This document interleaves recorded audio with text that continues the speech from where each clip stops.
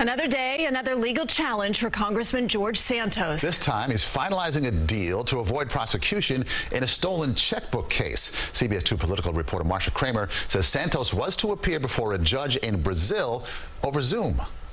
George Santos was back in Washington, D.C. Thursday, followed by a throng of reporters. Will you resign, George? A day after he pleaded not guilty to federal fraud, money laundering, and making false statements in connection with his 2022 congressional campaign. I'm going to fight the witch hunt. I'm going to take care of clearing my name. But now the embattled congressman is not trying to clear his name. He's trying to avoid prosecution in a 15-year-old stolen checkbook case in Rio de Janeiro.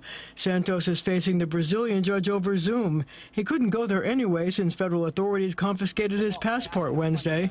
He's trying to finalize a deal with local authorities to pay a fine after he reportedly stole a checkbook in 2008 and used it to purchase some $1,300 worth of clothes and shoes. Prosecutors want Santos to pay a fine of nearly $4,900. In exchange, he has to formally confess to the crime. There is a certain symmetry to the two cases.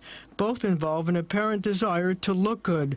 One of the charges in the federal case involves allegations he solicited funds from donors who believed they were contributing to his campaign. Instead, prosecutors say, Santos used the money for personal expenses like designer clothes. I have made clear, both to Speaker McCarthy and others, that I find the whole George Santos thing an untenable situation.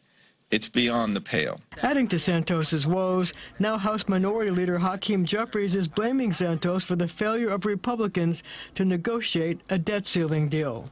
House Republicans are going to try to pass legislation that will restrict, if not end, the ability of the federal government to confront unemployment insurance fraud. And perhaps that explains why my Republican colleagues have failed to take any action to remove someone who is clearly unfit to serve in the People's House. All this as Santos is raising money to try and stay in office.